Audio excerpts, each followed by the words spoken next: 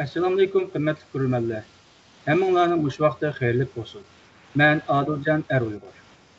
Hozir Uyg'ur tadqiqot institutining o'rlashtirishidagi Xitoy Hindiston munosabatlari va Amerika temaliq naq maydon munozara programmasiga riyosatchilik qilaman.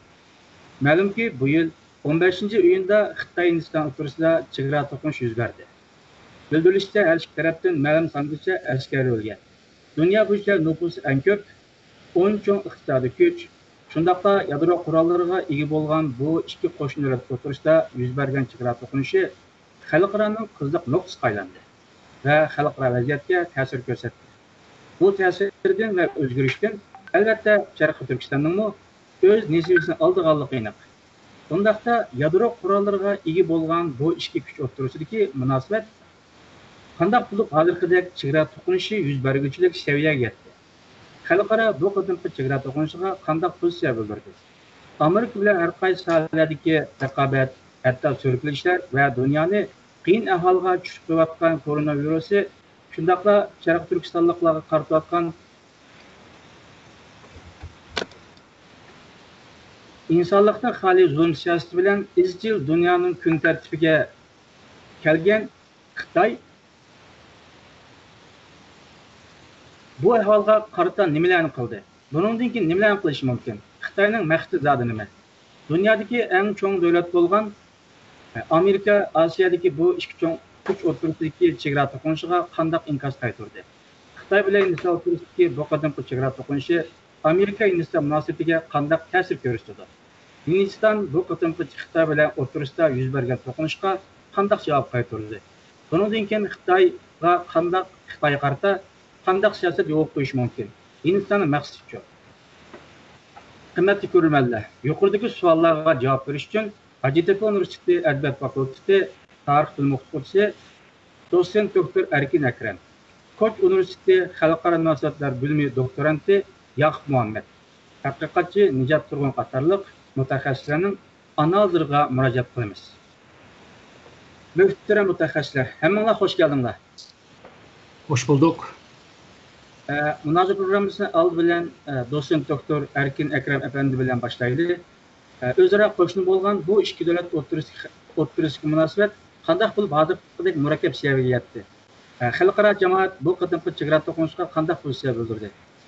Xitoy Hindiston bilan bo'lgan munosabatda kelib chiqqan o'zgarishlarga qarata nimalarni qildi? Bundan keyin nimalarni qilish mumkin? Xitoyning qanday maqsadlari bor? Bu savollarni texnik tushunish bo'lish uchun siz Hindiston Xitoy o'rtasidagi chegara masalasi qanday masala degan savolni qisqa yuritib bersangiz, bundan keyin yuqori tilgangan savollarni yeyishib bersangiz. Qani marhamat. Selamun aleyküm. Hammanglarga mush vaqti xayrli bo'lsin. Xitoy va Hindiston Adil efendini degandek dunyoninki eng cho'ng nüfusu cho'ng, zemini cho'ng, territoriyasi keng ve şundaqla dünyanınki en çok iqtisadi güçler. Misalga Xitoy 2. bo'lsa, Hindiston 5. 6. navbatda. Hem de en muhim bo'lgan bu her iki taraf bu yadro kurallarına sahip oluşu. Şununla bu iki devletinin arasında bir cidal çıkan vaxtıda dünyadaki bu xavfsizlik meselesi, siyasi meselesi ve şundaqla iktisat ve ticaret ile münasebetlik sahalarına hemsini tesir kılalaydı. Şununla bununla ciddi karavadıdır halkaradaki meyli siyasyonla olsun, meyli müteessisler olsun, bununla ciddi karavadıdır. Hem de her iki devlet rasyonel bile karaydı bu mesele gidip dünya aşında kördü. Hem de bir yerdeki bazı meseleler oturup paranlaşıp hal kılıp oldu ama bazı meseleler hal olmaydıgan meseleler var. Mesela bu Hindistan ile Xitoyning arasındaki chegara meselesi. O chegara meselesinin ki ötmüşü hem de şu Hindistan'daki İngiliz müstemleke rayon vaxtıda bu rayonda o Xitoy ile digen vaxtıda Tibet ve Şarkı Türkistan ile çetişkan chegaralarda İngilizler sızgan bir harita var. Bu haritaya qarab Hindistan'a müstakil bo'lib bo'lgandan keyin shu sızıqqa sahip bo'ldi men da'vodaman. Xitoy bo'lsa manga paydalık bo'lgan yerda sizilgan yoki men işgal qilib bo'lgan yerdan boshlab sizish lozim deb hozirgacha bu hal bo'lmayotdi. 1950'de iki devlet arasında diplomasi münasebet kuruldu ve birlikte G'arbga karşı bir ittifak mı battı? Bu ittifakta hem de Xitay Hindistan'dan kollagan bir ahval battı. Öz vaqtidagi bu Hindistondanki baş ministri Nehru bununla işengendi. Keyin jang boshlab 1962'de Chigra üçün jang boshlagandagi Nehru Xitoydan bekla bir aram bo'ldi, norozi bo'ldi. Çünkü Xitoy meni aldı verdi deb bunu uçuk degan. Yani bu Chigra meselesinde 3 rayon var. Birisi Mao Tibet ile çetişkan bir yer var. Xitaylar Cenubi Tibet'teydi. Mao Hindistan'ın içindeki Anurchal degan bir vilayet. Onunki g'arb tarafda, yani Nepal'ınki g'arb tarafda, yani Chigra'da bir talaş tartış var. Bu bir mesele ama Chigra keng bir toprak zemin emas. Onun g'arb tarafda Şarq Türkistan'a çetişkan ve Keşmir'ninki töven taraftaki Aksayçin degan bir yer. Bu yer Qafqazlık bir yer, şundaq bolsa stratejik ehemmiyeti bo'lgan bir yer. O Cenubi Tibet degan veya Tibetlerninki ifadesi bile Davan degan rayon. Tibetlerninki mukaddes bir rayon. Tibetlerning ikki tavaf qildigan bir yer var. Birisi Lhasa, birisi Davan. Davan şu Hindistan'ınki kontrol astidir. Misalga Tibet taraftaki bu yerde kimler var degan vaqtida Hindistan'ınki şimalda Nepal var. Nepal'ınki şark tarafta Sikkim var. Bununki şark tarafta Bhutan var. Bhutan'ınki şark tarafta Hindistan var. Hem de Xitoydaydı Sikkim taraftan tövenge düşüp Bengalga erişken vaqtida onundan kim bu Bengal körfezge, Bengal denizige erişalaydı. Şunda kılıp Tibet'ni Chigra rayondan içki rayonga aylandıralaydı. Hem de bu Sikkim'den Bengalga erişken vaqtida Hindistan'ın en şarkı zeminini kesip iki parçaga bölüp etken buldu ve Hindistan'ın küçük kolu yetmeydiğen bu kaldı. Yani zeminini parçalayalaydigan bir stratejine devam kılıvadı. O g'arb tarafga qaraydigan bo'lsak, Aksayçin bu Yeni Dehli'ge 80 kilometrege bormaydigan bir yer. Şununla Aksayçin'den şu Yeni Dehli'ge hücum kıldigan bo'lsa, bir necha soatning ichida bu Yeni Dehli'ni alalaydı. Ve yuqoridan tövenge qarab, agarda har qanday qurol bilan ursimi, asan uralaydı. Bu sebepten töpeyli, yani strateji ehemmiyetlik bir rayon bo'lg'achqa, bu Chigra meselesi hal bo'lmayotdi. 2003'ten itibaren öz vaqtidagi Hindistan'ınki baş ministri Vajpayee Xitoy bilan kelishib, bu meseleni diyalog bilan hal qilayli, ikki davlatninki münasebetimiz strateji hamkorlik münasebetiga aylandigan. Ama bugünküce bu cihetten hiçbir özgürlük yok. Ötkende bu Sikkim'nin yenideki rayonda bir cidel oldu. Bu da ama Şarq Türkistan'a yakın bo'lgan bu Chigra'da yana bir cidel bo'ldi. Bu cidel burundalı bo'lgandek, bunundan kim bo'lgandek turdi endi. Hem de Xitoyninki stratejisi şu, hem de 2017'de o'ttirib qo'ygan kudretli Xitoy stratejisi. Şu dünyanın en çok devlet buluşu. Buluş için Xitoyninki coğrafyaya qaraydigan bo'lsak, Xitoy şu Şarq ve G'arbga chiqish yo'li var. Şimalda Rus ve tövende Cenub tarafta Hindistan var. Hem de Hindistan bir tosaqlık, hem de Çin'ninki kengeyişi, çoğuyuşu münasebetli. Şununla bu deniz İpek yolunu emelleştiriş için Hind okyanusdan ötüş lazım. Hindistan ve Hind okyanusunun özünün denizi de qaraydı. Xuddi Xitoy Cenubi Xitoy dengizi degan dengizni o'zini Xitoyning dengizi deb qaravadı. O Xitoyning dengizi emas. Şununla bu deniz meselesinde bu iki devletin arasında cıh rekabetler var. Şununla her iki devlet hem hava kuvvetlerini, hava güçlerini hem de mavi deniz kuvvetlerini güçlendirişe tırışmadı. Bu cette tehi bir denizde bir bir dokunuşluk bulmadı tehi. Ama kelgüsünde muşunda bir işler bulduğanlığını tahmin kılmak biraz tez emez dep oylayman. Çünkü Xitay muşu Hindistan kıtasındaki etrafıga her yege bazı kurvadıdı, her yege punkt kurvadıdı, ermi punktu.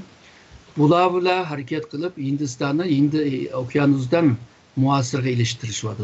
Yukarıdan ebeki diyen strateji bile, yani Şark Türkistan'dan Şark Türkistan'dan Pakistan'dan Guadargacha erişip Uma Hindi Okyanusu ve Arap Denizi'ce erişidiğen işini kılıyordu. Şununla Şark Türkistan ve Xitay'ın çigra rayonundan içki rayonuna aylanıp ebeki diyen Nepal ve Mavi Pakistan o çigra rayonuna aylandı.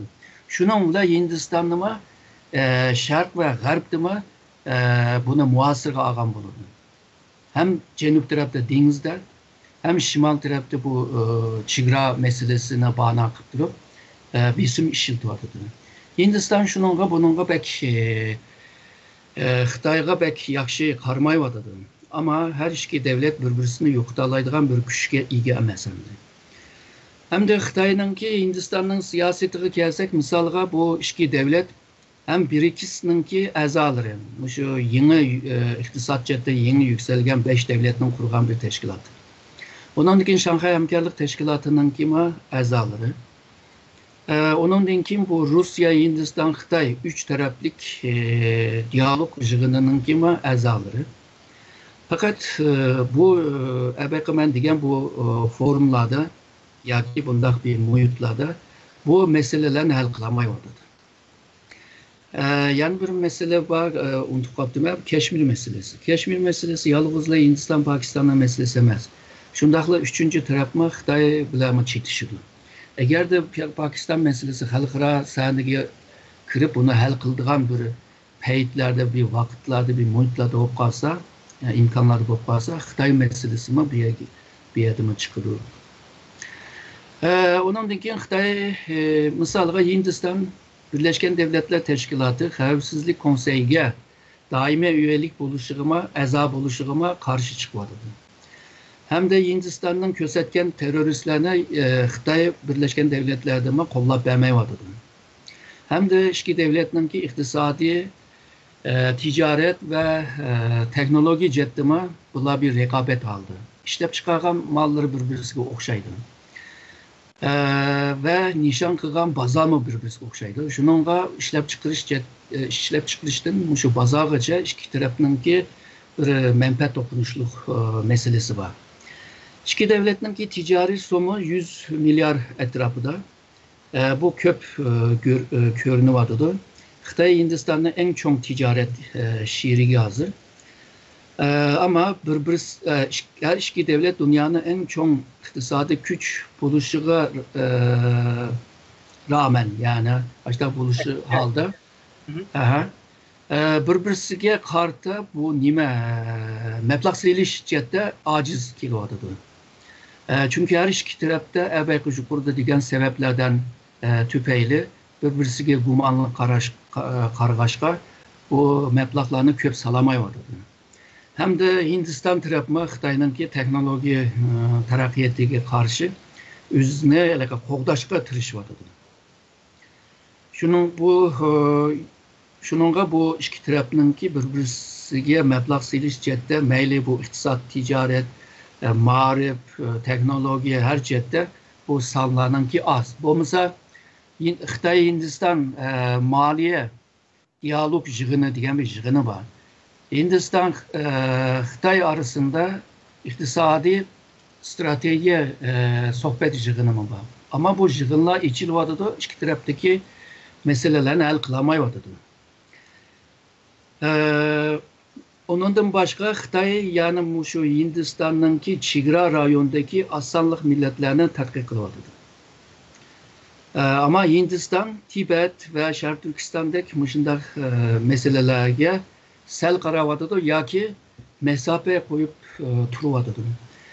Yani ertesi gün bu çigrada meseleler bopkasa Yani Xitay Şarkı Türkistan'dan şu Pakistan arkalık Hindi Okyanusu'na kirişi ve ebeki digentek Sikkim'den Bangal'a erişip Bangal Körfezi'ne kirişi bile Hindistan'ın tekimi tesalık ekip koydu dedim. Ve ebeki men digen rayonlarda Hindistan'ın asanlık milletleri var. Bu asanlık milletler Hindistan hükümetine narazı hem de. Şunun Xitay bunundan mı faydalanıvadıdı, tatbik kılıvadıdı, üşürün bir tatbikatını edip birivadıdı. Onundan başka misalga bu Muşu Orta Asya, Cenub Asya'da Müslümanlığın sahanı bir 500 milyona baradı. Aşına yakın. Ama bu yerdeki Müslümanlarla iki devletin arasındaki bu ciddilige karşı başkaça karaydı hem de. Misalga Uygurlar olsa Hindistan şu Xitay'ını bir urup sağgan olsa deydi hem de. Ama Pakistan'daki Bangal'daki Müslümanlar olsa Xitay muşu Hindistan'la bir urup sepbelse deydi. Şununla bir yerde bu Şarkı Türkistan halkını alakadar kıldığın meselelerime bir yerde iki devletin arasında ebeymen diyen mürekkep münasebetinden töpeyle oturdular, kıyıvatkan bir mesele bulundu. Hatta misal Şarkı Türkistan bir müstakil bobkasıma Şarkı Türkistan'ın en çok rakibi ya ki en çok cidel devletime Hindistan buluş mümkün. Hazır Xitay ile talışıvatkan ebeymen diyen oturudaki bir çigra meselesi, onun garip taraftaki Aksayçın meselesi, hemisi Şarkı Türkistan ile çetişidiğen bir mesele. Tibetler ile mi çetişidi? Şununla bu yerde nurgun bir mürekkep meseleler var. Hem tarihi, hem iki devletinin ki milli menfaati, hem jeopolitik meselesi, hem de millet ve dini meselelerle birlikte bu yerdeki ahval kıyın görünüyordu. Eğer de halkara güçler kanda karaydı diyen vaxtıda misalga 1962'deki çigra uruşuna esas ağan vaxtıda Xitay'a yardım kılan devlet yok demdi. Manda digende. O vaxtıda Sovyet yardım kılan, Amerika mı yardım kılan, nurgun devletler mi yardım kılan. Ama Hindistan bu nima Xitay'ını yiyemedi. Şununla bunu bir gurur meselesiga aylandırdı. Hindistan'ın cemiyetinde bulukma askerlerinin içinde bunu bir numus dep görüyordu. Şunun Xitay'ını bir yenivilişinin ki bir koydu. Hatta askerlerinin ki Ermeni'nin içinde okşaş vaxtıda iki meydanda uruş, yani Pakistan ile Xitay uruşsak güçümüz yetemdi deydiğen doktrinlarını tarafı kıldığan ve kurallarının işlep çıkarışı o Ermeni stratejisine muşu iki devletke karta kılvadı, teyarlavadı. Ama her iki devlet bugünkü bir cenge teya emez. Hem iki devletin ki cemiyetinde bunda talepler güçlük emez, hem iki tarafının siyasyonlarının ki talepleri güçlük emez, hem de halkırada bunda bir atmosfer mi yok yani. Şununla bu ceng başlamaydı. Hep oylayma. Hem de ceng başlap kalsa hem de devletler başta, halkara devletler başta şu diyalog bile, tinçlik bile halkılanlarda bizim işitiş mümkün. Ama eğer de ceng ciddileşip kalkan takdirde o vaxtada 62'de boğandek garip devletler Hindistan'la kollaş mümkün. Bunu nereden görürüz diyen vaxtada Hindistan demokrasi bir devlet boğaşka gariplikler ona yakın gördü. Hatta 98'de Pakistan Hindistan yadro kuralını işlep çıkargan vaxtıdıma Pakistan'a kattık bir isim işletildi ama Hindistan'a onda kılmadı. Çünkü Hindistan demokrasi bir devlet boğaşkadı. Şununla garip devletleri Hindistan'a boğan bir kızkışı var ama Hindistan bu garip devletlerle boğan münasebet onda oncelik bir kızkış da yok. Bunun nurgun sebepleri var. Birisi bu Hindistan'ın tarihi karaydıgan bolsak, tarihi boyunca sap aşı sırt güçler bularını işgal kılan tarih var. Misalga milattan evvelki Aryanların işgalı var. Ondan 18. asırda İngilizlerin işgalı var. Bular sap aşı tarihini bilgeçke çetellikke boğan bir göz kararışları bir menfi hem de. İkinciden bu Xitay'da gariplerge içip etken emez. Şununla garipten kelgen nime məbləğlama az. Şunda bolsunma, bəzi dövlətlər bilan, misalға, İsrail bilan, Amerika bilan, Germaniya bilan yaqin şu texnoloji cəhətdə münasibəti var. Bu münasibətdən töpəyli bu dövlətlər Hindistan'ın qollaşının ki ihtimali var deb o'ylayman, ama hazır jang içinin ki ihtimali bo'lmag'achqa, hozirgi bu gaplar biraz baldur deb qolgan bir gap bo'ldi. Doktor Ekrem Efendi, size köp rahmet. Hazır hem de bu sözünü Yakup Muhammed göreyli. Yakup Muhammed,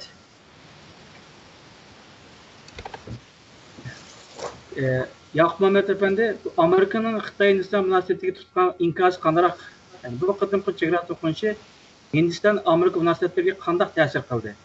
Qani marhamat. Assalomu alaykum, hurmatli ko'ruvchilar, hurmatli ustozlar, hammalarga bu vaqt xayrli bo'lsin. Avval bilan Adiljon Efendi va Ekrem muallimning so'zlariga ko'pdan ko'p rahmat. Mening bugun to'xtalib o'tadigan masalam shu Xitoy-Hindiston to'qinishidagi Amerikaning roli yoki Amerika qanday bir pozitsiyada bo'lishi mumkin degan temada qisqacha to'xtalib o'tishni to'g'ri topdim. Lekin boya Erkin Ekrem muallim qisqacha bir tarixiy aqiblar bo'lgan 1962 yildagi Xitoy-Hindiston chegara to'qinishidagi Amerika qatorli g'arb davlatlarining pozitsiyasining Hindiston tarafiga moyil ekanligini deb o'tdi. Haqiqatan bu Xitoy bilan Hindistonning o'rtasidagi munosabatning, bu to'qinishning faqat ikki davlat orasidagi bir to'qinishmi yoki G'arb Sharq yoki bo'lmasa ayni vaqtda so'g'uq urush mezgilidagi Sharq va G'arbning orasidagi bir to'qinishmi? Rus Xitoy va G'arb davlatlari orasidagi to'qinishga o'xshab qoladi degan savollar G'arb davlatlarining diqqatini topmoqda deb o'ylayman. Ve bu 62 yildagi to'qinishda Amerika, Angliya qatorli g'arb davlatlarining Hindiston tarafida bo'lganligi va Xitoyga qarshi hatto birlashma manzar o'tkazganligi tarix sahifalarida ko'rilishga bo'ladi. Lekin bu yerdagi boya yana Erkin Ekrem muallim to'xtalib o'tganga o'xshash Xitoyning Pokiston bilan bo'lgan yaqin munosabatimi Hindiston, Xitoy va Amerika munosabatida muhim ahamiyatga ega deb qarasak bo'ladi.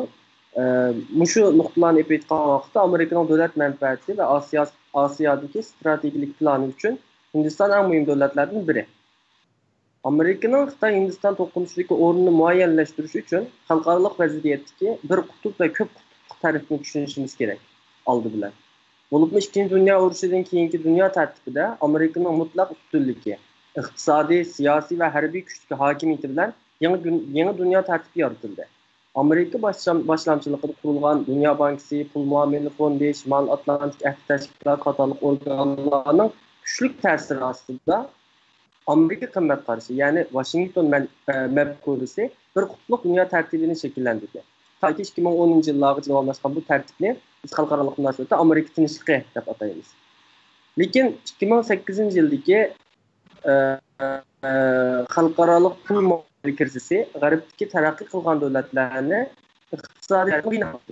Liberal davlatlar bu iqtisodiy krizisdan keyin dunyoning farqli joylaridagi kuchi va ta'sirini asosida yo'qotib qo'yishga boshladi.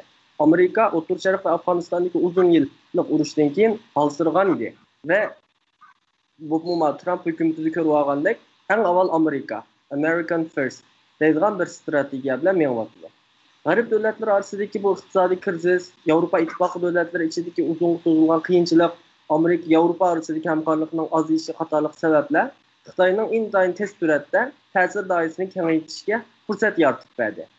Rossiya va Xitoyning mustabid kapitalistik taraqqiyot modeli dunyo miqyosida tezla avjlashga boshladi. Ya'ni nurg'unlagan taraqqiy qilayotgan davlatlar Amerikaning Washington mafkurasidan bakrak, balki Beijing mafkurasining o'zlarining iqtisodiy jihatdagi qiyinchiliklarga davo bo'laoladiganligini o'ylashga boshladi.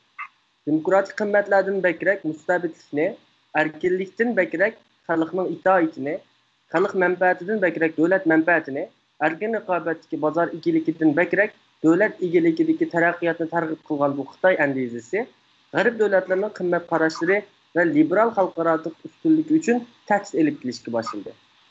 Bu vaziyatda bo'lib Amerika uchun mutlaq hokim bo'lgan, hatto Amerika hegemoniyasini saqlab qilayotgan bir qutb dunyo tartibiga Xitoyning tahdid elib kelishi Belbağ yol teşebbüsü, Asiya Məbləğ Bankası qatarlıq organlar arqılıq oldu deb qarashqa bo'ladi.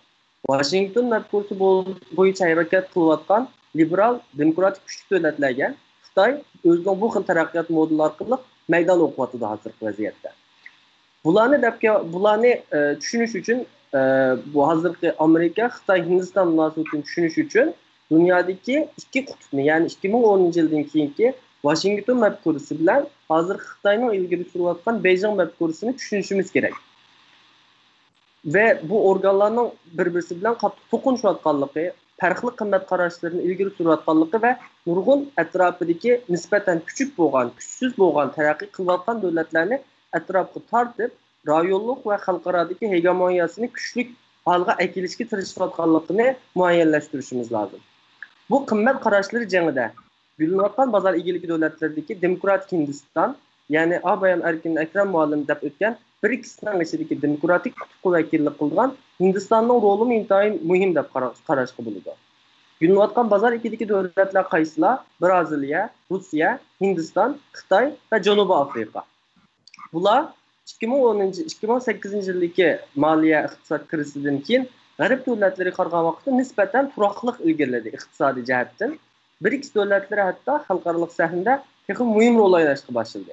2009-yili 2008-yil krizdan keyin 2009-yili tunji qatimliq yig'inni Rossiyada o'tkazgandan boshlab hozirgacha jami 11 qatim yig'in ochildi. Xitoy va Hindistonning bu BRICS yig'inlarida o'rtaq manfaat uchun ishki ishlarga aralashmaslik, barobarlik va o'rtaq yo'nalishni maqsad qilgan yig'inlarda birlik sab bo'lganligini biz o'ylashimiz kerak. Lekin bu birlashish iqtisodiy jihatdagi yoki bo'lmasa bu davlatlarning orasidagi o'zaro to'xtamlagan imzolagan to'xtamnomalar bo'lgan taqdirda Xitoy bilan Hindiston o'rtasida yana bugungi kunga o'xshash chegara to'qinishlarini ko'rilishimiz intayin xalqaro munosabatda muhim ahamiyatga ega deb qarashga bo'ldi. Bu davlatlar ichida Braziliya, Hindiston va Janubiy Afrika nisbatan demokratik BRICS'lar bo'lib, taraqqiy qilayotgan davlatlar uchun hatto g'arb tarafidan o'rnak taraqqiyot modelida targ'ib qilinmoqda. Ya'ni Xitoyga qarshi chiqqanga o'xshash bu davlatlarga qarshi chiqmoqlik, g'arb o'zini dushman deb ko'rmaylik Hindiston, hatto ittifoqdosh deb ko'raylik. Garchi bu davlatlar iqtisodiy hamkorlik va o'rtaq manfaat uchun harakat qilayotganda ko'rinsimi, lekin Hindiston Amerika boshchiligidagi liberal davlatlar bilan ham taraqqiyot modeli, ham davlat qurilmasi, texnik muhimi tamsil qilgan ideologik maydoni jihatdan bir safda hisoblanadi. Yaqin mezgildagi Xitoy Hindiston to'qinishiga kelsak, Amerikaning o'rni va Hind Tinch okean strategiyasi intayin muhim. Quruqlik kuchidagi raqobat strategiya nuqtasidan elib aytgan vaqtda Xitoy Hindiston Amerika munosabatiga qaraydigan bo'lsa, bir qancha yakun chiqarish mumkin. Birinchisi, tarixdan buyon okean va quruqlikdagi kuch raqobatlarida Xitoy Amerikaning davlat manfaatiga quruqlik qargan vaqtda okeanda texnik cho'ng ta'sir elib kelalaydi. Amerika rayonidagi yuksalayotgan Xitoyga taqobil turish va kuchni tanqonlashtirish uchun ittifoqdashga ehtiyoji bor. İkinci muhim nokta bo'lsa, Xitoy Hindiston quruqlik bexatarlik ikkilanishi. Ya'ni inglizcha security dilemma degan bu muhim intayin muhim. Bu bexatarlik ikkilanishi Xitoyni Amerikaga tahdid elib kelmaydigan sohalarni kuchlantirishga majburlash natijasida Amerikaga qulaylik elib kirish mumkin. Ya'ni Xitoyning quruqlik sohasidan o'zini kuchlantirishiga Amerika fursat bersin, lekin Tinch okean, Hind okean tarafga kengayishiga Amerika qarab turmaydi degan yakuni chiqara olishimiz mumkin. Lekin Xitoy bilan Hindiston orasida okean bexatarlik ikkilanishi bor. Cho'ng quruqlik emas, Hind okean va Tinch okeanda bu ikkisi bir-biri bilan kuch talashyapti. Agar bu bexatarlik ikkilanishi sababli Xitoy va Xitoy kuchlansa, okeandagi kuchini kuchlantirishga tirishsa, Amerika uchun ziyonli oqibat paydo qilishi mumkin. Uchinchisi bo'lsa, Washington Hindistonning okeandagi sherikatini bakrak kelgusidagi cho'ng quruqlikka ittifoqdoshi deb qarash ehtimolli yuqori. Abay deb o'tgan bexatarlik ikkilanishi degan nima degan vaqtda qisqacha izoh berib o'tib ketsam, xalqaro munosabatda bexatarlik ikkilanishi tartibsiz vaziyatda, ya'ni anarkiyada degan bir vaziyatda bir davlatning bexatarlik tadbirini harbiy kuchni oshirish, qurol ishlab chiqarishni ko'paytirish, ittifoqdoshlik qurish orqali kuchaytirishi başqa dövlətlərdən bu oxşaş şəkildə tədbir edişə türkü buldu. Bu ziddiyetini uygulayıp toqunuşunu payda qilish mumkin. Hazırki bizning Xitoy Hindiston orasidagi chegara to'qinishini paydo qilganga o'xshash. Va boy deb o'tgandek Xitoy bilan Hindistonning orasida ikki turli bexatarlik ikkilanishi bor. Birisi okeanda, yana birisi cho'ng quruqlikda. Va tadqiqotchilar bu vaziyatda Amerikaning Hindistonni cho'ng quruqlik ittifoqdosh deb e'tirof qilishiga ko'proq ehtimollik bermoqda. Bu yerda yana bir muhim nuqta 2018-yili Amerika Tashqi Davlat ishlar ministri Mike Pompeo Amerikaning Hindi Tinch okean strategiyasini o'ttirib qo'ydi. Bu tashabbus 3 qismdan tashkil topgan. Iqtisodiy, idoriy, bexatarlik nuqtasidan Tinch okeandan Hindi yarim quruqlikchi bo'lgan rayonda erkin va ochiq muhit barpo qilish. Bu bevosita Hindistonga nisbatan ittifoqdoshlik, ya'ni Amerikaning Hindistonga intayin yaqin turganligining bir ifodasi deyish mencha xato emas. Hindiston nüfus jihatdan dunyoda 2-o'rinda turdi. Sharqiy Osiyodagi taraqqiy qilayotgan kuchli demokratik davlatlardan biri. Xitoy bilan bo'lgan to'qinish faqat zamin butunlik masalasi emas. Xitoy bilan Hindiston o'xshash bir vaqtda Osiyo cho'ng quruqligidagi rayonlik kuchli davlat bo'lish uchun raqobat ichida. Chunki xalqaro munosabatda dunyoning hegemoniya davlati, dunyo tartibiga qanchalik ta'sir ko'rsatilsa, hozirgi Amerikaning ta'siriga o'xshash rayon xarakterli iqtisodiy, siyosiy va harbiy sxema tuzishda rayonlik hegemoniyalar ham turkilik rol o'ynaydi. Ya'ni bu yerda Xitoy bilan Hindistonning rayonlik hegemoniya bo'lish uchunmi ma'lum darajada raqobat ichida degan gapni chiqarish mencha bak xato bo'lmaydi deb qarayman. Eng oxirida Xitoy Hindiston Amerika munosabatida yaqin kelgusida qanday yangiliklar bo'lishi mumkin degan temaga kelsak, yuqorqi men va Erkin muallimning bergan tarixiy oq ko'rinish va analizlari va mening o'tirib qo'ygan bir qancha turlik analizimni yakunlagan vaqtda shuni deyishga bo'ldiki, Amerika Xitoy to'qinishi avjiga chiqqan bugungi kunda Hindiston va Xitoy orasidagi ziddiyatda Amerika Hindistonni butun kuchi bilan qo'llashi Xitoyga qarshi birlikda bo'lishi ehtimolligi yuqori. Analizchilar va kuzatuvchilar Xitoy Hindiston orasidagi chegara urushini 62-yildagi to'qinish bilan o'xshatmoqda. Yangi bir so'g'uq urushning asta-asta yiqilishayotganligini va bu sharoitda aslida tarafsiz turishni tanlash mumkinligi bo'lgan Hindiston. Burunqi so'g'uq urushda tarafsiz bo'lishni tanlagan Hindistonga o'xshash. Bugungi kundami balkim tarafsiz turishni tanlash mumkinligi bo'lgan Hindistonning Amerika boshqa g'arb davlatlariga taqimi yaqinlashish ehtimolligi borligi o'tirib qo'yilmoqda. Keskin bo'lgan Amerika va Xitoyning xalqaro ustunlik talashish jangi Xitoy Hindiston to'qinishi bilan birga taqimi ulg'ayishi mumkin. Amerika boshqa g'arb davlatlari Xitoyga taqimi ko'p besim qilishi yaqin kelgusining ssenariysi bo'lib qilishi mumkin. Mening deydiganlarim mushunchalik ko'pdan ko'p rahmat. Yaqub efendi ko'p rahmat alanizga. Nijat efendi, bundaqda sizga bir savolimiz bor. Ya'ni Hindiston doiralari Xitoyga qarata qanday javob qaytaryotdi? Chegara to'qinishga nisbatan. Bundan keyin qanday bir ehtimollik yuz berishi mumkin? Hindistonning maqsadi qani marhamat. Assalomu alaykum, hurmatli ko'ruvchilar. Hammalarning shu vaqt xayrlik bo'lsin. Hindiston tarafdan 3 xil o'xshamagan bir ko'z qarash bor. Aldılan Hindiston xalqininki bu Xitoyni qanday tanıydı degan chaqda bunda bir so'z bilan ifodalaydi ki bular qadimiy do'st, modern zamonaviy bir hamkorlashuvchi va faraz qilolmaydigan raqobatchi va xatarlik raqib deb xalq tilida Hindiston xalqi Xitoyni ashani qildi ki.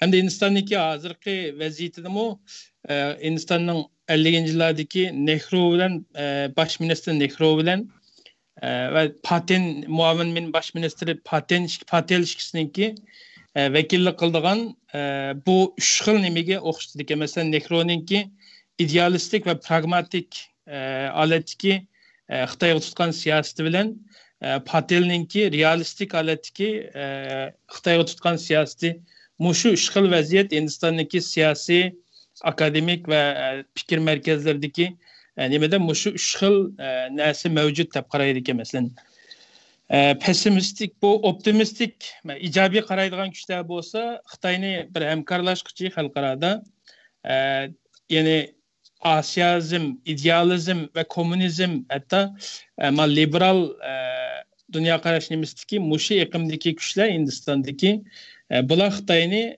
Xitoy bilan hamkorlashish, Xitoy bilan rayon xarakterli xalqaro xarakterdagi institutlar va xalqarodagi bazalarda, xalqarodagi har qaysi nimalarda o'rinlarda hamkorlashish tarafini tutgan asosda Buyuk Osiyo nimasini, ya'ni 21 asrdagi Osiyo davrini yaratishda Xitoy bizningki eng yaxshi hamkorlashuvchimiz deb mana shaklda qaraydi ekan.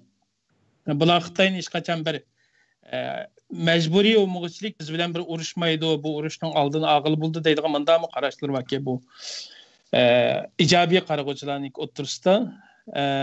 Endi andan keyin bularning yana bir qaraydigani Hindiston Xitoy bilan birlikda Amerikaningki hegemonik kuchiga va G'arbningki kuchiga qarshi bir nimada hamkorlasha oladi deydigan mandami qarashlar var ki bu ijobiy kuchninkida, ijobiy qarag'uvchilarninkida. Andan keyin Hindiston Xitoyga tehdit olmoqchilik, Xitoymi Hindistonga tehdit olmaydi deb mundaq bir qarashlarım bo'ldi ki. Endi biraz qattiq shakldagi realistik qaraydiganlar bo'lsa, Hindiston o'rta va uzun mezgil ichida Xitoy Hindistonga o'rta va uzun mezgil ichida bir xavfsizlik tehdidi deb mundaq qaraydi ekan. Andan keyin Xitoyninki nima narsalar masalan nurg'un sohalarda, rayonlarda Hindistonga tehdit deb qaraydi ekan. Masalan, mayli siyosiy, iqtisodiy, andan keyin atrofidagi davlatlardagi Xitoy selayotgan mablag'lar bo'lsin, bu Hindistonning iqtisodiy va tijorat nimasiga bir tehdit deb shakllantiryotdi deb bunday qaraydi ekan. Andan keyin bu realistik qaraydiganlar andan keyin Tibetninki mustaqillik nimasini qo'llash va Tibetdagi bu yerdagi inson haqlari masalasini ko'tarib chiqish va tarafdorida buni kuchlik targ'ibot qilishni qaraydi ekan. Xitoyning inson haqlari masalasidan bisim ishlatib Xitoyni nimaga akilishimiz kerak deb. Andan keyin pragmatik qaraydiganlar bo'lsa, bular ya'ni realistik qaraydiganlar va ijobiy qaraydiganlarning o'rtasida bir yo'l tutgan holat ekan masalan. Bularninki nimasida Xitoy qisqa mezgil ichida bir dushmanlik nimasi emas, ammo uzun mezgillikda balkim Hindistonga bir nima yaratishi mumkin, tehdit yaratishi mumkin deb. Andan keyin Hindiston bilan Xitoyninki nurg'un hamkorlasha oladigan bir nimasi va sohalari va masalan xalqarodagi terrorizmga qarshi, andan keyin nurg'un xalqarodagi ko'p taraflamilik qutblashgan nimalda Xitoy Hindiston hamkorlashib ishlay oladi. Nurg'un tijoriy sohalarda Hindiston Xitoy munosabatlarida hamkorlashib ishlash bo'ldi. Andan keyin Hindiston Pokiston munosabatlaridami Xitoyning Hindistonga bo'lgan ehtiyojini ishlatish orqali bu munosabatni normallashtirishda Xitoyning nimasidan foydalansak bo'ldi deydigan bunday bir qarashlarmi bo'ldi ekan. Yig'ib aytgan chog'da bu 3 xil qarash Hindistonninki hozirgi siyosiy iqlimlarda eng cho'ng ta'sirga bo'lgan kuchlar ekan. Şuna bularninki nimasida manda bir nimalar bor ekan demdi masalan. Hozir Xitoyninki bu chegara to'qinish masalalarida buni Xitoy bevosita zaminni egallab olish hukumati Hindistonni mag'lub qilib etish emas, buni aksincha birinchi Abay degandek bir tarixiy bir an'anasi nimasidan qilgan bo'lsa, yana bir jihatdan buni vaqt qozonish va Hindistonga besim qilish orqali qilyotdi deb bunda qaraydi ekan masalan. Hindiston tarafmi bu yerdagi urushni qilishninki, bu yerdagi to'qinish qilishning nimasi buni suhbatga elib kelish, ya'ni Xitoyni suhbatga kelish orqali bu chegara masalalarini jang maydonida emas, aksincha ustal ustida chiroyli shaklda bir hal qilish va buni bir mexanizm, ikki davlatning munosabatini tangshaydigan bir mexanizm nimasiga akilimiz deydigan bunda bir qarashmi mavjud ekan. Yig'ib aytgan chog'da Hindiston urushdan bekroq yarashish, ya'ni diplomatik holatda buni hal qilish tarafdori nimasida tutuyliq nima mavjudga. Andan keyin Hindistonninki bu diplomatik munosabatlarni hal qilishning tarafdori bilan birga, ya'ni xalqaro vaziyatdami, masalan, ittifoqdosh ba'zi g'arbdagi davlatlar, masalan, Avstraliya, Yaponiya, Amerika qatorliq davlatlar bilan ba'zi askariy va logistik holatdagi hamkorliklar orqali bir tarafdan uzun mezgilda Xitoy bilan bir issiq to'qinishga kirib qolgan holatda buning oldini olish va buningga yaxshi tayyorlik qilish uchun bu xildagi hamkorliklarni shakllantirib o'tgan ahvollarni ko'ryapmiz. Hozirgi umumiy vaziyat mushu hamdi. Hamda buningdagi realist ijobiy qaraydiganlar bo'lsa, buningdagi munda bir narsa shakllanishi mumkin deb qaraydi. Ya'ni Xitoy Hindiston birlikda China, Indiyada kuchlanish deydigan munda bir narsani shakllantirish mumkin deb o'ylaydiki, realistik qaraydiganlar bo'lsa, bu Xitoy masalasini qanday bir shaklda hal qilamiz deydigan bir savol qo'yuqlikka bunikida. Pragmatik qaraydiganlar bir tarafdan Xitoy bilan munosabatni davomlashtirgan asosda tayyorligimizni kuchlantirish va bu tayyorligimizni taraqqiy qildirish deydigan shaklda mana bir siyosiy bir ko'z qarash va iqlim mavjud ekan. Necdet Efendi sizga ko'p rahmat. Hindistonda o'zini o'ylagan vaqtimizda hozir Hindiston nurg'un masalalar bor. Masalan, millatchilik bosh ko'taryapti Hindistonda. Ondan keyin Hindiston mushu hozirgi chegara to'qishini bana qilib turib, o'zining harbiy chiqimini o'stirish uchun harakat qilyapti desak bo'ladimi? Albatta bu ikki davlatninki to'qinishda millatchilikninki o'ynayotgan roli bor. Masalan, Xitoyninkimi o'zida bir ultra oshkora bir millatchilik nimasining kuchayotgan nimasini ko'ryapmiz. Parallel holatda Hindistonninkimi bir Hindu dinini asos qilganda Hindu millatchiligining ishlayotganligini ko'ryapmiz va bu ikki tarafninki bu yerdagi xalqninki bu millatchilik nimasininki eshi Hindiston va ikki davlatninki tashqi siyosatiga ta'sir ko'rsatish orqali bu to'qinishlarninki biroz avjilishiga ta'sir ko'rsatayotgan narsa. Bo'libmi Hindiston tarafninki 1962dagi jangda mag'lub bo'lishi Hindistonniki bir o'zininki tarixiy besilgan bir jangda utirib o'tgan qora dog'ni ya'ni tozalash, bu orqali tozalash deydigan bunda bir tarixdan qolgan bir nemisimi bor. Bu millatchilikning nimasidan qo'shib Hindistonni bu masalaga biroz jiddiy ishtirayotganmi bir ichki bir besimningmi bir sababi bor deb o'ylasak bo'ldi. Ya'ni millatchilikning. Muhtaram mutaxassislar, sizlarning qimmatli analiziga ko'p rahmat. Qimmatli ko'ruvchilar, agar savolinglar bo'lsa, Facebook yoki WhatsApp orqali yo'llasanglar bo'ldi. Doktor Erkin Akram efendi, bu Xitoyning o'tirishda hozirgacha 5 qatimdek bir kelishim imzolanib, maxsus chegara to'g'risida. Ammo hozirgacha bir birdek hosil qilinmabdi. Bundaq bo'lishga sabab hal qilishni xohlayotgan gapmi yoki zade bu chegara meselesini kodur qilib ishlatmak uchun her iki taraf?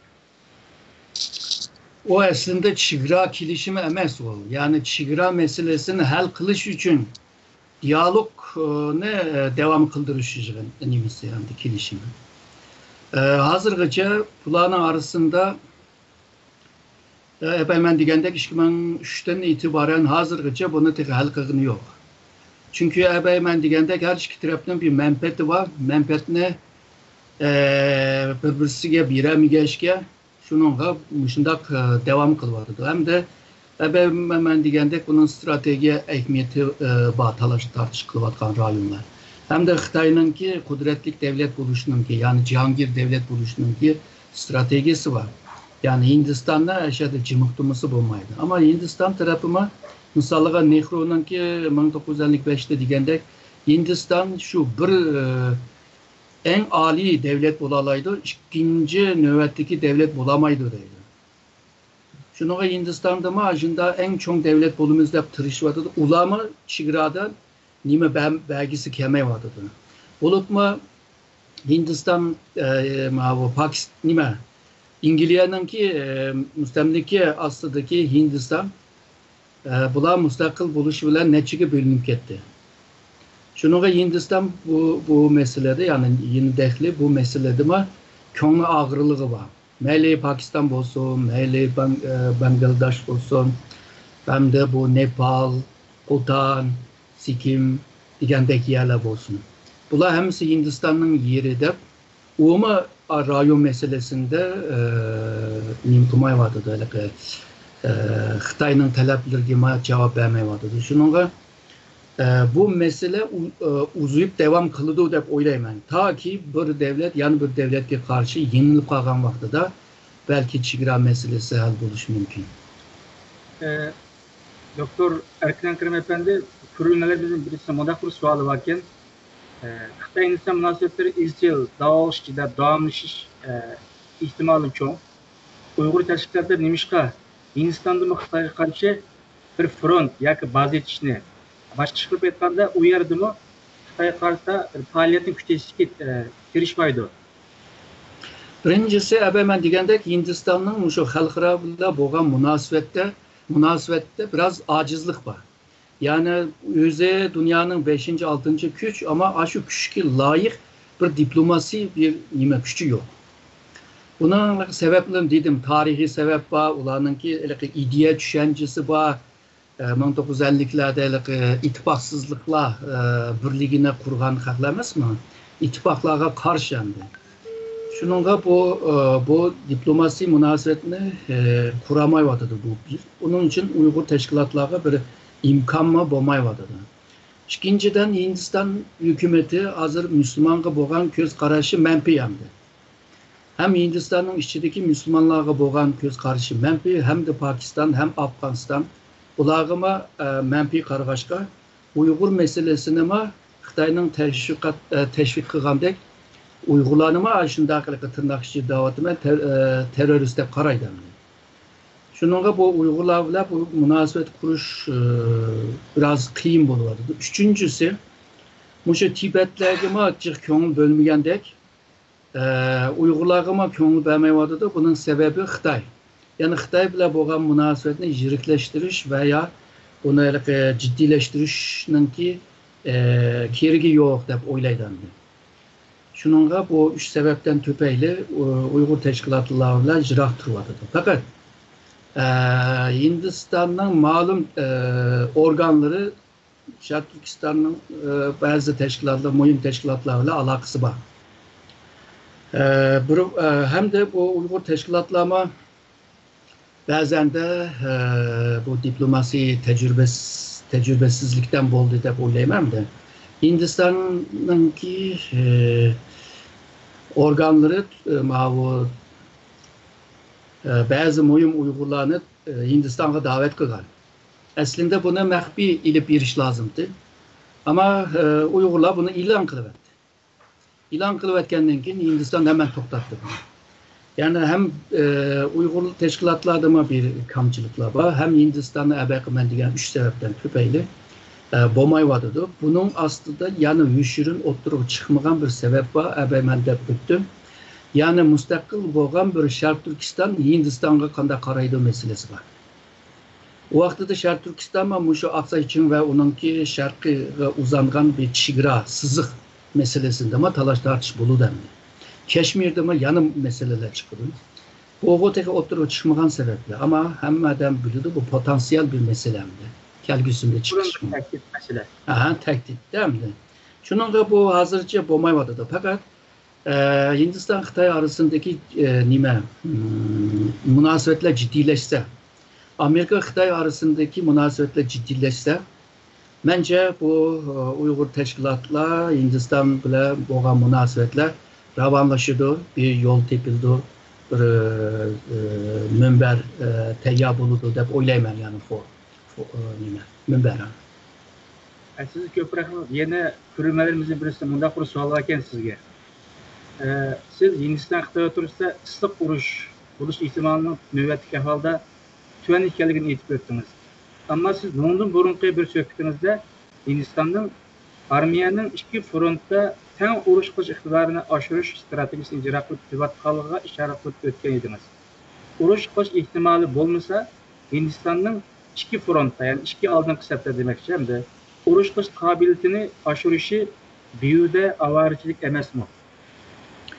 Bu avarçılık olmaydı. Her devlet kelgüsündeki tehditke karab, siyasi, iktisadi, cemiyet psikoloji ve ermicette buna teyarlık kılıdır. Her kanda devlet. Ama aciz devlet, iktisadı aciz devletle kılamaydı tabii. Şununla Hindistan kelgüsünde ihtimal boğan canga teyarlık kılıvadı. Bu Amerika üçün şunda, Xitay üçün şunda, Rusya üçün ve İngiliz üçün şunda. Her kanda çoğun devlet çokum kelgüsüge karta senaryolarına teyya kılıdı. senaryo A, senaryo B, senaryo C depçi. Şu aş senaryo qarab onundankin ilgirleydi. Şununla Hindistan'ma şu kelgüsünde Xitay Pakistan işkisi birlikte Hindistan'a hücum qilib qalsa qanday qilamiz degan bu tehditni mönçerlep kögeşke onun tayyorligini qilib hem de bu tağlıq rayonda Hindistan'daki hava güçleri ve şu rokete güçleri Xitay'dan güçlü. Samjet'ten belki Xitay yani Ermeni Samjet'ten Xitay belki çakan bu rayonga adam ekileleydi ama aşı rayonda yanıcık adam yok. Hindistan o rayonda burun bir tümen asker batı. Hazır 2 ve 3 tümen gece Ermeni yerleştirvadı. Yani bu Hindistan bularını kılışının sebebi şu kelgüsünde bir ihtimalga karda iş kılıvadı. Şununla bu strateji tatbikat degen nerse şu kelgüsünü mönçerlep tatbik kıldığan bir saha bu başka. Bu devletlerde bu xil tatbikatlar güçlü. Hindistan'dan kim şu strateji tatbikat organlama yamancık. Nurgun devletlerge kargancıkta. Xitay'da mı şunda? Şunun bularının ki Ermi strateji tatbikatçılar belki diyen şu iki sahada, iki meydanda okşaş vakitte bir can kılışını planlayan. Hazır mı bu plan bağ yani devam kılıvadı. Aşının karab Ermeni tayarlavadı. Uçak gemisinden aşı nime füze geçe, nime roketle geçe. Hemmisinde bir aeroplandan geçe bunun tayarlığını kılıvadı Hindistan. Bu bizim biraz burunki analizimizde Hindistan'daki Müslümanlar, Pakistan'daki Müslümanlar yani Pakistan'daki Müslümanlar, Orta Asya'daki Müslümanlar Xitay'ınki Hindistan'ı bitirip etişine arzu kıldı dediniz. Okşaşta Orta Şeref'te şundak bir keyfiyet buluşu mümkün. Bu Müslümanlar tabii ki garip devletleri ya ki Hindistan'a karşı bazı yerlerden köp pas urun çıkan boğaçka, ularda zulüm görgen boğaçka belki bir Xitay'ını arzu kılgan bir xahiş şekillengen buluş mümkün. Bu şundak bir ehval Müslümanlarda kuşuyup varıvatı da hazır. Eğer bu şundak olsa bizim bir Müslüman sütümüzle, şarap turu salak hoş sütümüzle bizge bu çokum zihni bul dep qarayma. Siz qanday qaraysiz bununla? Hem de bu Müslümanların köpü hem de Hindistan'a karşı hem de Hindistan'ı neyim kımaydı. Hatta şu Bangal mı şunda? Bangal mı 75'te Pakistan'dan ayrılıp çıkan hem de Hindistan'dan ayrılıp çıkan bulurdu. Şu Uygur Müslümanlardan başkaları Hindistan'a bunda müsbet karmaydı hem de. İcabi karmaydı. Belki siyasi, iktisadi ya ki ticaret başka cetten, mesela teknoloji cetten belki bir ihtiyacı olmasa münasebetini devam kıldı ama Hindistan'a bunda karap ketmeydi. Hem de Uygurlar'a gelsek, Uygurlar başka Müslümanlarla okşaş karmaganlığını gösterdi. Çünkü Uygurların köpü şu Hindistan Xitay'ını bir yeni vasa dep oylaydı. Kudaylık Polşalıkla Xitay işki qitim Polşanı bir işgal kılıverse degandek. Çünkü Polşanı işgal kılış için Rusya'dan birip keliş 4 qitim buldu. Şunun Rusya'nı acizlaştırdı, Polşalıkla hoşal buldu. Ama Kırmanlıkla işgal kısın demeydi çünkü rastlı işgal kılalaydı değil mi? Şuna okşaş uygulama aşında oylavadı bunu. Yani özününki menfette. Əbəy degəndək Şərq Türkistan müstəqil bolğan taqdirdima bizdənki ən qiyin qoşunumuz şu Hindistan bop qilish mümkün. Yani Rusya'da qiyin boludu. Bu münasibətni hal qilish bək qiyin boludu. Şunun hazırdan başlapla bununki tayarlığını qilish lazım. Mürekkep bir mesele əbəy dedim. Yani insanın bir qıyıb gidiyorgançilik bir mesele. Bizim için teki müstakil yolunun ki teki başlanışıdır o teki. Ama devamında teki nurgun meseleler var. Onu hem de şu yetişken adamlarla, akılla hal kılışqa tırışmak lazım. Bu dünyada hal kılamaydıgan iş yok, oylap yetemeyen işler var. Şununla baldur oylayalırsak, baldur bir yolunu sızalırsak, baldur bir nişanlı kılalırsak o vaxtda da doğru yolda mangıl buldu deb o'ylayman. Rahmat. Hozir bu bir ko'rilmamizdan birisi keyingi munosib bir savolni so'rabdi, lekin muvofiq savol deb qarayman men. Erkin muallim, düşmanımız bo'lgan Xitoylarning bizning millatimiz uchun eng ojiz nuqtasi qaysi? Bizning manfaatimiz qanday qilganda eng yaxshi shaklda saqlanib qolalaydi? Tushuncha bergan bo'lsangiz. Savolni tam yaxshi tushunamadim. Ya'ni Xitoyning ojiz yerimi, Uyg'urning ojiz yerimi? Düşmanımız bo'lgan Xitoylarning bizning Uyg'ur millatimiz uchun eng ojiz nuqtasi qaysi? Bizning manfaatimiz qanday qilganda eng yaxshi shaklda saqlanib qolalaydi deydi. Xitoyningki hamda siyosiy, iqtisodiy, nüfus, qurol, ma'rif, texnologiya har soha bilan selishtirgan chog'da Uyg'urlardan ustun hamda. O üstünlük ularninki bütün aciz tarafını yuşurup aldı. Bizge karta yani Türkistanlıklar karta. Ama Xitay yükselgen bir güç boğaşka. Onun hem hoşunu bile cidelleri var, körüvatımız. Hem de bu dünyanınki en çok güçü boğan, hegemonya güçü boğan Amerika bile mi cidelge kırıvatkan buldu. Kırgen boldu değil. Bu Xitay'ınki aciz tarafı. Yani onunki düşmanının köpeyişi, onun düşmanı Şarkı Türkistanlıklarının dostu oldu. Yani bu öyle taktik cettin müştak körümüz bu. Düşmanın dostu oldu diyendik. Ama bazı yerlerde bu düşmeydi toprağa. Şununla Uygur meselesi, Şarkı Türkistan meselesi halkırada bağan sırı, itibar köygen sırı, kızgan sırı, Xitayga boğan bir bisim buludu. Muşu Xitay'ınki yükselişindeki kazanılan düşmanı ve yükselgendeki bu düşmanların Xitayga boğan bisiminden töpeyli iktisadi, ticaret ve teknoloji intikal kılışta Xitay'ın aciz ahval çıkan. Bulup mu bu Tibet'te, Şarkı Türkistan'da ilip bir bu zulüm siyaseti bu dünya cemaatine heyran kız koydu. Misalga caza lagerge ekirişi Hitler'ninki lagerge okştuvatıdı. Misalga bizning Uygurlarına haşargı siliş bu garplıklarda kulluk vaktida kıldıgan işler.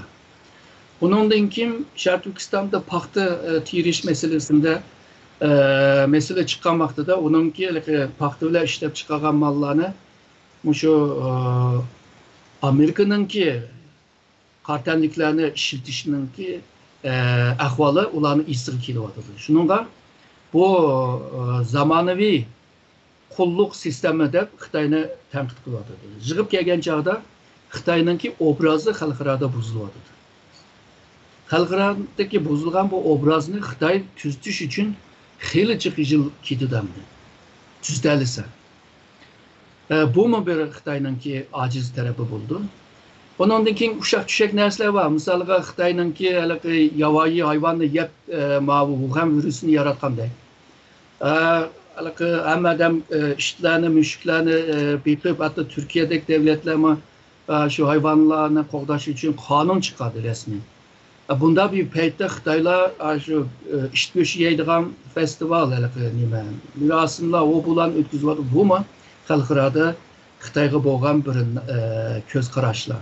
Yani naçar bir köz qaraşlar peyda oldu. Bu mu Uygurlarınki bir Xitay'ın aciz tarafı ve Uygurlarınki bir alaylılığı. Ama Uygurlar dünyada özününki imajını, obrazını tüzdüş lazım. Uygurlar özününki kıymet qaraşlarını, milli mefkurelerini dünyaya tanıtıp, kültürünü tanıtıp kılış lazım. Ama Uygurlar aşında özünü yaman küstük kalsa şu Xitay bile okşaş yok kaldı vaxtıda. Xitay bile farklı buluş için hem bu Garp'taki İslamofobiye karşı Uygurlar özüne tanıtış lazım, tik duruş lazım. Hem de özününki alayetliğini dünyaya tanıştırış lazım. Uygurlar, Şarkı Türkistanlıklar halkırada inavete tiklengen sıra bu mu Xitay'ınki aciz tarafını küstüdü. Çünkü mışna bir isil milletine, mışna bir yakşı milletine Xitay nimi için bulanı bozak kılıdı. Demek ki Xitay'da bir çatak var. Digendek hem de şu Xitay'ınki aciz tarafları mışla dep oylayman. Ma tədqiqatçılar qalan mütəxəssislər bəlkə qoşumcu gəplər bolsa, fikirləri bolsa. Başka mütəxəssislərinki bir qoşumuş qılğan yoki üzün göz qarşılıq sözləp ötken bolsa yoki görünmənlərin sualı olsa dese, bu fürsətdən bayınlanıb aydınlaşdırsa köp yaxşı. Nicat sındaki qoşup qoyduğan göz qarşılığın var mı? Bulupmu şu Xitay'niki texnologiya sahəsidəki və iqtisadi nemisniki eşiğə geçip nurgulluğan dövlətlərinki mesela iqtisadi cəhətdə Xitay məbləğ selavatdıdı. Silişlə birgə bu dövlətlərinki içki siyasətlərə aralışıvatıdı məsələn. Anandikin bu o dövlətlərdən narazılıqını şəkilləndirvatıdı. Anandikin bu 5G texnikisi, Huawei'ninki məsələləri qatarlıq bu nəsləmu nurgulluğan dövlətlərdə kiriş bu dövlətlərə yardım qılmış texnologiyanı berimiz də atıdı. Amma şununla paralellikdə bunun da dövlətlərinki xavfsizlik məsələlərdən ənsirəş buluvatıdı Xitay'ninki. Bu mu Xitay'ninki bu dövlətlərinki Xitay'a bolğan ənsirəş Xitay'a bolğan nemini şəkilləndirvatıdı ki, xavf his qılıbçı. Bu noktalarmı Xitay'ninki acizlik nemileri buluşu mümkün. Anankin Xitay'nın erkiman degəndək nurgun içki məsələləri mi var elbette. Məsələn, Xitay'nın hazır küçüyüb atqan bir millətçilik nemisi mi var məsələn. Bu məsələdə Xitay etnik nemisi asas qılan alətki küçüyüb atqan millətçilik məsələsi. Şunun olan birgə bunun paralel alətdə bu keltirib çıxırdığan nəticəsində başka nimelerge qattiq nimeni assimilasiya siyasətini yürgüzüşke sebepçi buldu bu nəsə. Məsələn, Tibet'te, Şərq Türkistan'da görüvatımız, onundan başka rayonlarga mı bunun nimesi yamrışı mümkün. Anandikin o sosyal kredit meselesi mi Xitay'ninki, bu mu kelgisi de Xitay halkınınki hükümetiga qarta bir narazılıqlarını aşırıp kelgisi de içki muqimsizlikni payda qilish ehtimolliklar bo'lishi mumkin. Bu noktalar hem de biz Şərq Türkistanlıqlar eğer de fırsatını doğru tutalırsak biz üçün Şərq Türkistan davası için bir yaxşı bir fırsatlar buluş mümkün. Nicat Efendi, filmimizde bir vasıta münasebet bulmuşsun ama vasıtlık münasebet olan bir sual soruluptu sizge. Nim için Hindistan dairələrinin Müslüman vatandaşlarına kılgan konuşları Garipte bek köp tenkit uçurmadı. Hem Hindistan degəndək bir demokratik bir devlet sistemi cəhətdən bir Garipninki demokratik devlet sistemisini model alğan. Bularning qimmat qarash demokratik nemisi Garipning nemisiga yaqin. Bu holatda Garipninki media har qachon bir nima taraf tuturolmaydi deb desekmi bo'ladi o'ylaqi. Vaziyat ve devlet bir taraf holatda turib nim qilolmaydi desekmi bo'ladi.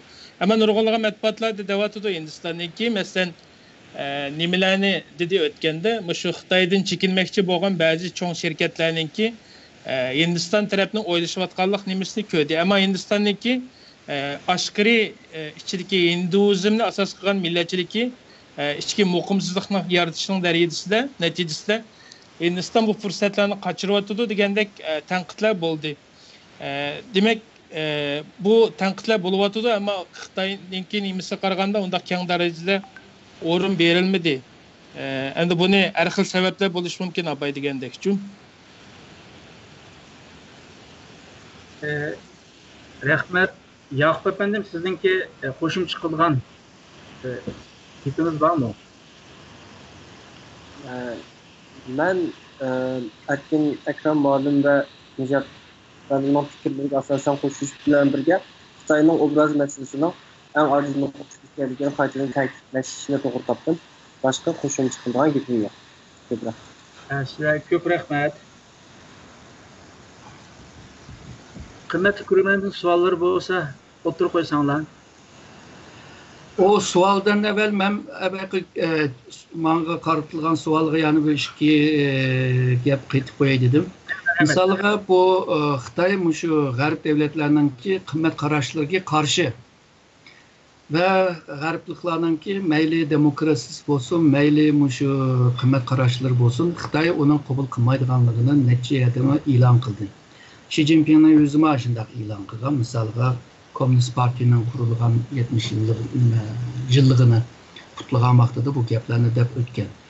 Şununla bu Xitayning şu G'arbninki qimmat qarashlarını qabul qilmaslığıma G'arb devletlerninki Xitayga bo'lgan ko'z qarashlarini manfiy bir ahvolda ko'rsatdi. O'ma bir Xitayninki bir aciz yer bo'ldi. Hamda Xitoy jahongir davlat bo'laman deyotdi. Bo'laman degandan dunyoga bir narsalarni sunalish lozim. Bu yolg'izla shu qattiq metal tarafda emas. Yumshoq, ya'ni yumshoq kuch degan soft power jetdimi bir narsalarni sunish lozim. Ama Xitoy dunyoga sungan shu yumshoq kuchlar yo'q. Konusundaki ideyasını sunumuz davada o ideya diktatörlük bir hakimiyetine qoğdaydıgan bir ideya bu. Şunu dünyaya yanı düşmeydi. Ertügün mütehassılar tek cık sözleydi bu gaplarını. Şunu bu Xitoyningki bir aciz tarafı buldu. Misalga teknoloji degan gap çıktı. Xitoy şu hazırki teknolojiyi tayinib durup Uygurlarni hem DNA'sından, qininden, göz resimlerden, yüz resimgacha bunu takip qilib, bütün insanlarni şu kontrol ostiga ilishga tirishyotir. O'xshashlar bu texniklarni ba'zi aciz davlatlarga sunyapti. Shuningla bu sungandan keyin bu G'arbninki qimmat qarashlarga xilof bir ahvol bor. Bu Xitoyninki bir aciz tarafi bo'ldi. Yani o yükselgen siri onunki bir dünyaya cevap verelaydigan bir siyaseti ve şundakla dünyaya sunalaydigan bazı menfaatler buluş lazım. Hem de halkara münasebette buna public goods deydi. Yani cemiyetke bir narsalarni sunalish lazım ama Xitoyning sungan narsalar yok. Yalğızla mənli deydi, mən alıman deydi. Xuddi bu 1929'dan evvelki Amerika'ya oxşaydı. Şu vaxtda Amerika hemen mən dep otağan şununla iqtisadi kriz çıqqandan keyin yüzüme nurgun ziyan taptı. Onundan keyin düşendi bunu. Yani mən kazanış için xalqlarıma beriş lazım. Xitoyda bunda ideyalar hem anjetde bo'lmag'achqa Uyghur Tibet'te başka milletlerge zulüm elip bir vadıdır. O özünün çigrasının içindeki bir milletke başına kılgan yerde xalqlarga qanchalik qiladi, yani başka çetelliklerge qanday qiladi. Şununla bu Xitoyningki xalqarada milletler inaq ötüş degan gaplar hammasi yag'an gap bo'ldi. Şu Uyghur meselesi bilan buna cevap belgili bo'ldi da, hamda selishtiriblar. Xitoy izlab kelsa Xitoyningki nurg'un aciz tarafı var, hem de alaytlik tarafı, hem de çoğun bazarı var, iktisadi gücü var, askeri ermi gücü var. Şununla dünyanınki siyasi ceddimi Birleşken Devletler Teşkilatı'nın Xavfsizlik Konseyi'nin daimi 5 azanın bir hem de. Muşu güçke tayini vadıdı. Bolup mu muşu özününki bazarı bile iktisadi güç nurgun devletlerini celip kılmadı. Bundan başka hem de Xitoyning tüzükrek bir narsa yok deb o'ylayman. Bir ko'rgazmamizni mundaq qilib savol ekan sizga. Suriyadagi va Iroqdagi va yoki Libiyadagi urush qaraydigan bo'lsak, asosli cho'ng davlatlar o'z manfaati uchun kichik va biroz tayyorliq bo'lgan yerlik kuchlar bilan birlashib o'z nishoniga yetdi. Biz uchun muhim bo'lgani hargizmi Hindiston manfaati va Xitoy manfaati, hatto musulmon manfaati emas. Biz uchun muhim bo'lgani faqat va faqat Sharqiy Turkiston xalqining manfaati. Hozirgi ahvoldan qaraganda bir urush dunyoni saqlayotidi ehtimolli va Xitoylar hozir dunyoda sal yetim qolgan vaziyatda bizmi mush fursatdan foydalanib Hinduga ham bo'lmaydigan, Amerika va yoki Xitoyga ham bo'lmaydigan bir yo'l topsak yaxshi bo'lardi. Siz bu qanaqa qaraysiz? Bu ko'rmanning qarashiga. Menden soraptı mı? Sizden soraptı. Uygurlar xalqarada güçsüz. Uygurlar xalqarada münasebetlerini ilip bağlan vaxtıda bir devlet, yani bir nation state'dek bir güçke egemez. Şununla diplomasi bolsun, iktisat bolsun, siyasi cetten bolsun, hemmisinde bir gücümüz yok. Yani bununla mandak arlışaylı, ane mandak tüzeyli deydiğen gücümüz yok. Şununla şekillengen xalqaro vaziyatdan, strategiya tamponluqdan faydalanıp, onundan faydalanıp, Xitay bilan boshqa davlatlar arasındaki ziddiyatdan faydalanıp, bir siyasetini aran ilip bağlı buldu. Hem de Xitay'daki bir devletke karşı çıkış için naytı ilmi seviyesi yüksek, tecrübesi yukarı boğan ve strateji zihniyeti boğan adamlarga ihtiyaç var. Çünkü sen dünyanın siyasi sahneye çıkıman degandeki, şu 194 devletine Birleşken Devletler azabı olgandan dağıtımı. Olmasa 200'den çık devlet var. Şu devletlerninki en âli adamları bile bir sahnede degen gap. Eğer de senin onculuk bir seviyen olmasa, ular bilan oynashamaysa, bir günü sinema oynaydı diyeyim.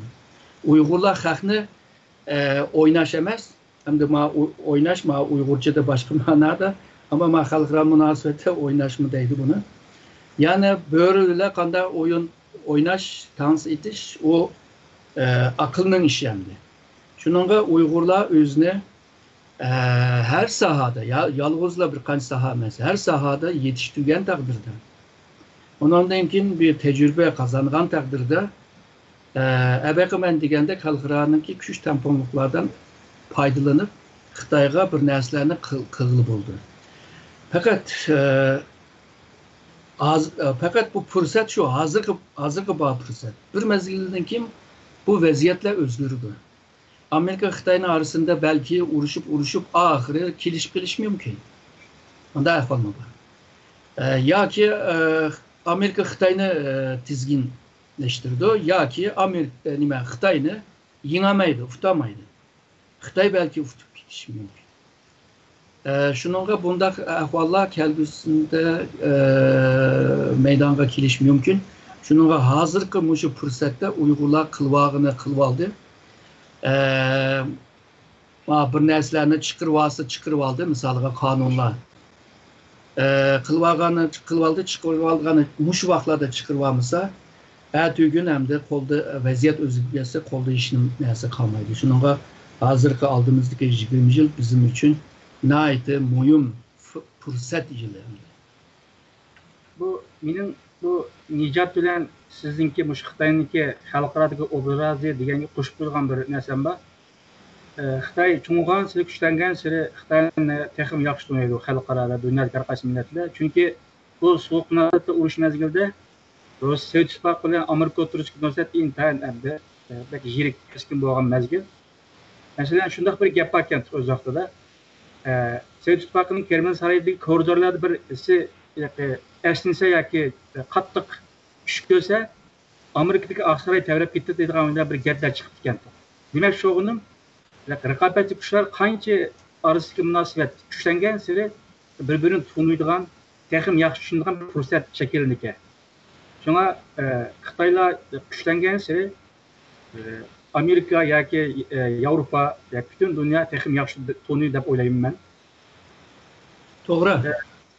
Qimmatli ko'rmanlar, agar savolinglar bo'lsa o'tirib qo'ysanglar, agar bo'lmasa biz bu 3 mutaxassisniki Xitoy-Hindiston munosabatlari va Amerika timliq o'tirib qo'ygan analizlarga ko'p rahmat aytamiz. Hammaga ko'p rahmat. Rahmat. Allah razı olsun sizlerden. Qimmatli ko'rmanlar, Uyghur Tadqiqot instituti urug'lashtirishidagi Xitoy-Hindiston munosabatlari va Amerika timliq naq maydon munozara programmamiz mushada oxirlashdi. Allohga omonat. Amelingra.